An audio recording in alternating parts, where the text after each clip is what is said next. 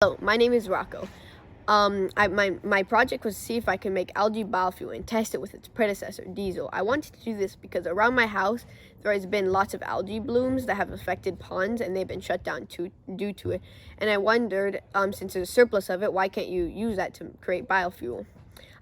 So at first, I extracted the secrete of the algae with a blender. Then I went through the process of diluting the oil into biofuel. After, I set up candle wicks and added diesel around and on top of it.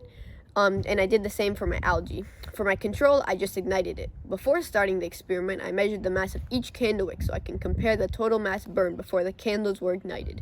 Then I set up a timer to time how long the wick burned. In the duration it was ignited. The last thing I did was to put a thermometer in the cup where the candle wicks were, and it was used to measure the temperature of each candle. At the end, the diesel burned 0.5 grams, while the algae biofuel burned 0.3 grams. The control variable, that was just a candle, burned 0.1 grams. For how long the candle is burned, the diesel lasted 5 minutes and 2 seconds. The algae biofuel lasted 4 minutes and 25 seconds, while the regular candle lasted 2 minutes and 5 seconds. For temperature, the diesel highest point was 40 degrees Fahrenheit.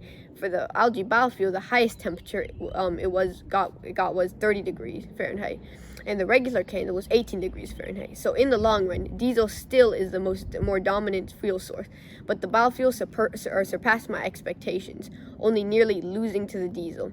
I put wicks and fuel into cups and put that fuels on the wick because both have similar atomic structures, which was really just a long hydrocarbon chain, which is just a chain with carbon hydrogen atoms arranged in a chain. The only difference was from the atomic structure is that biofuel has an ester function group.